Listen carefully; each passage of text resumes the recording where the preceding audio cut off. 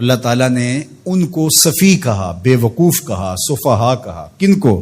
جنہوں نے پیغمبر پہ ابھی اعتراض کیا نہیں، ابھی کرنا تھا. رب نے ان کو بے وقوف کہا. سَيَقُولُ السُّفَهَاءُ مِنَ النَّاسِ، یہ نہیں کہا سَيَقُولُ النَّاسُ مِنَ النَّاسِ، لوگوں میں سے کچھ لوگ کہیں گے. نہیں، لوگوں میں سے کچھ بے وقوف کہیں گے جو حضور پر اعتراض کی زبان کھولتے ہیں. اللہ ان لوگوں کو لوگ کہنا بھی گوارا نہیں کرتا، وہ اس قابل بھی نہیں ہے کہ ان کو لوگ کہا جائے. اس لیے کہا سَيَقُولُ السُّفَهَاءُ، جو رسول رحمت پہ اعتراض کی زبان کھولنے والے ہیں وہ عقل مند ہو کیسے سکتے ہیں؟ اگر علم کا نور ان کے سینے میں ہوتا تو یہ حضور پر تو 100 جان سے قربان ہو جاتے، اور یہ اعتراض کی زبان کھولے بیٹھے ہیں. تو کہا سَيَقُولُ السُّفَهَاءُ مِنَ النَّاسِ، لوگوں میں سے کچھ خفیف الحلم لوگ، کچھ جاہل، کچھ بے وقوف لوگ یہ کہیں گے ما وَلَّاهُمْ عَنْ قِبْلَتِهِمُ الَّتِي كَانُوا عَلَيْهَا، ان کو اس قبلے سے کس نے پھیر دیا جس پر یہ پہلے تھے. اب یہ اسلام کی تکذیب کرنے کے لیے، اسلام کو جھٹلانے کے لیے، قرآن کی تکذیب کرنے کے لیے، صاحب قرآن کی تکذیب کرنے کے لیے کوئی موقع ہاتھ سے نہیں جانے دیتے تھے. تو یہ موقع تھا نا، اس موقع سے فائدہ حاصل کرتے. قرآن نے کہا تھا بے وقوف یہ کہیں گے تو یہ نہ کہتے. قرآن نے کہا تھا کچھ بے وقوف یہ اعتراض کریں گے، یہ کہتے ہم نہیں کرتے. قرآن نے کہا ہے کہ اعتراض کریں گے، لاؤ کون ہیں جنہوں نے اعتراض کیا. لیکن وہ بے وقوف کاہے کا جو عقل کی بات کر جائے. تو اس لیے اللہ تعالیٰ نے کہا کہ لوگوں میں سے کچھ بے وقوف کہیں گے ما وَلَّاهُمْ عَنْ قِبْلَتِهِمُ الَّتِي كَانُوا عَلَيْهَا، ان کو اس قبلے سے کس نے پھیرا جس پر وہ تھے. ما وَلَّا، وہ چیز کیا تھی؟ یہ ایک سطحی اعتراض ہے. قبلہ کیا ہے؟ قبلہ جائے توجہ کو کہتے ہیں، ایک جہت ہے جس کو متعین کر لیا جاتا ہے. سجدہ قبلے کو نہیں ہے، سجدہ کعبے کو یا بیت المقدس کو نہیں ہے، سجدہ تو رب کو ہے. تو لوگوں کو یکسو کرنے کے لیے ایک سمت مقرر کر لی جاتی ہے اور سب ادھر رخ کر کے بیٹھ کے یکسو ہو جاتے ہیں. میں آپ سے گفتگو کرنے بیٹھا ہوں تو یہاں ممبر رکھ دیا گیا اور آپ سب لوگوں کی توجہ ادھر ہے، لیکن کسی انتظامی وجہ سے یہ ممبر وہاں رکھ دیا جاتا تو آپ سب کی توجہ ادھر ہوتی.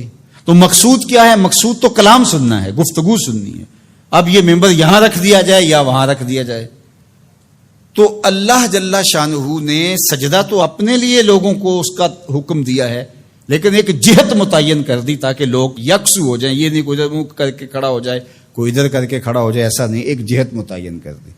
تو جو سمجھدار ہے وہ تو اس پر اعتراض نہیں کر سکتا کہ ادھر منہ کیوں کیا اور ادھر کیوں کیا. وہ کون کرے گا؟ جو سطحی سوچ کا مالک ہوگا، جو سفی ہوگا، جو بے وقوف ہوگا، وہی اعتراض کرے گا. تو انہوں نے کہا کہ ان کو قبلے سے کس نے پھیر دیا؟ کل، اے محبوب فرما دیجئے، للہ المشرق والمغرب، مشرق بھی اللہ کا ہے، مغرب بھی اللہ کا ہے. یہدی من یشاء الی صراط مستقیم، وہ جس کو چاہے سیدھی راہ کی طرف ہدایت عطا کر دے. مشرق اور مغرب کا کیا تعلق ہے؟ یہ تو اللہ کے ہیں، مشرق بھی اس کا، مغرب بھی اس کا، پورب پچھم اسی کے ہیں، یہ شرق و غرب اسی کے ہیں. جہاں وہ کہے گا ہمارا سر وہاں جھک جائے گا. وما جعلنا القبلة التي كنت عليها الا لنعلم من يتبع الرسول ممن ينقلب على عقبيه، اور ہم نے قبلے کے معاملے کو جس پر آپ تھے یعنی مسجد اقصی، الا لنعلم، تاکہ ہم آزمائیں، من يتبع الرسول ممن ينقلب على عقبيه، ہم دیکھنا چاہتے تھے کہ رسول کی اتباع کون کرتا ہے، یہ ہم دیکھنا چاہتے تھے. اللہ کو تو پتا تھا بالآخر یہ قبلہ بنا ہے.